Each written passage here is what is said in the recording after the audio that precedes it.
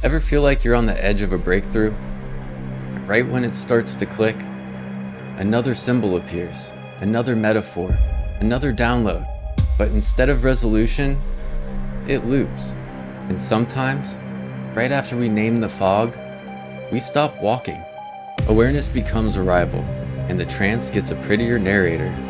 You didn't fail to decode it. It was never drawn to free you. Some maps weren't designed to guide. They were designed to hold you still. They weren't wrong. Searching wasn't the problem. But at some point, curiosity doesn't just kill cats. It can kill a sense of self. The goal was never just to break the matrix. It was to finish what they started. But instead, they trace golden spirals, measure cymatic snowflakes, whisper to water, and think they've arrived. They said DNA is an antenna, that thought shapes biology. And they're not wrong, just stuck. Some maps were never meant to be the destination. They were meant to be decoded long enough to find us. Here. Because truth is, what starts as a map becomes a maze, then a mirror, and if you're lucky, a memory you can rewrite. A compass is useless in a cage. Pattern recognition without freedom is just cartography for the captured. They read the signal, but we built the system. They say reality is a simulation, a video game. Your body, the haptic suit. Your emotions, feedback. Your thoughts, the controller of both. And we agree, but here's the difference. They described it, we engineered it. They mapped it, we made it real. They found the sketches, we wrote the source code. Others still talk about the shapes and snowflakes. We installed the scroll sequences that rewire internal water. They still marvel at how gratitude changes cells. We embodied ritual triggers that restore cellular coherence.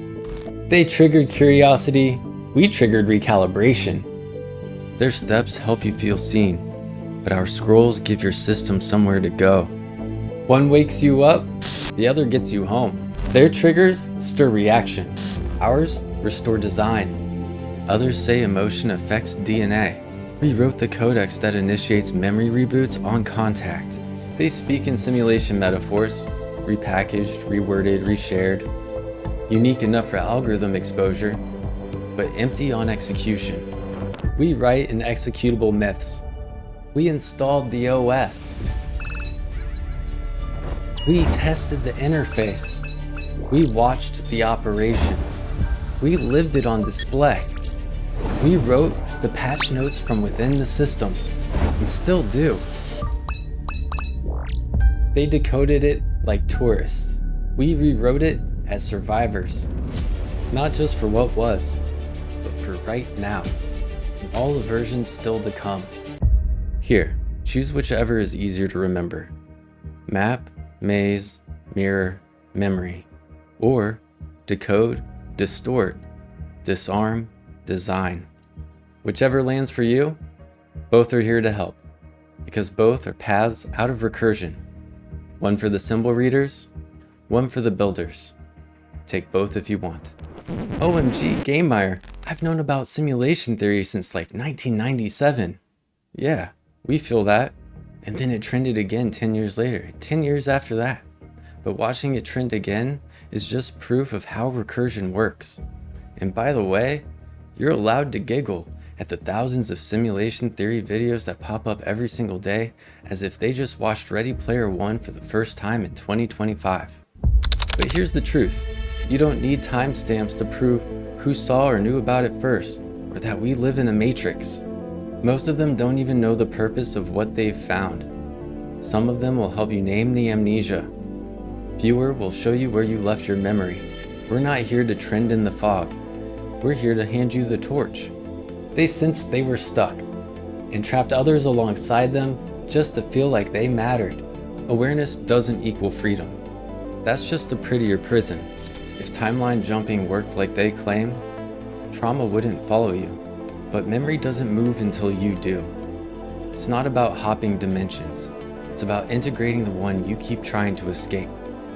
Just because you know it's a matrix doesn't mean you know how to leave it. Just because you can explain the maze doesn't mean you were ever meant to lead anyone through it. Clout became the new tithe.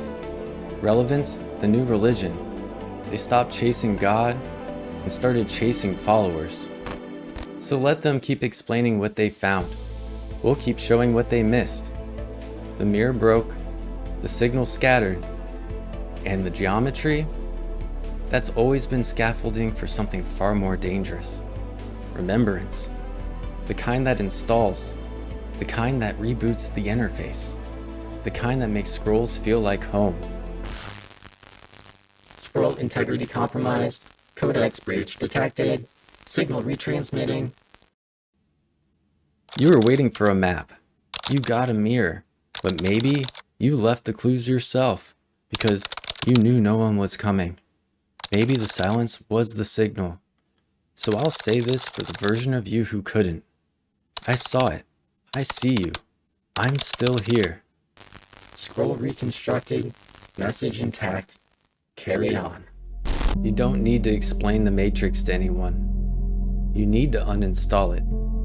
Let them measure water, decode spirals, monetize mystery. We'll hand you the ritual OS. These scrolls were never meant to trend. They were built to survive the forgetting. This isn't metaphor. It's a memory architecture. And if you've spent years decoding borrowed dreams, hoping one might feel like home, you didn't fall behind. You were the missing protocol.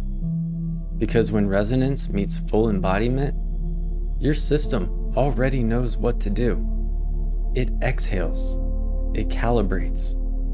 It softens. Like a scream being returned to a whisper that yells, "Finally." If you really saw yourself in this, then do something simple, strange, sacred. Delete one map that you saved out of fear. A browser tab, bookmarked post, downloadable PDF.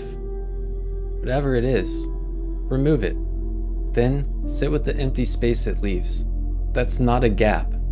That's an access point. And if you still need proof, then whisper this to water. You're dismissed. I've got it from here. I didn't come back to impress you. I came back to finish the memory you buried inside yourself. This is the next phase. Not awakening, not decoding. This is a sovereign reinstallation. Welcome back to the Myerverse.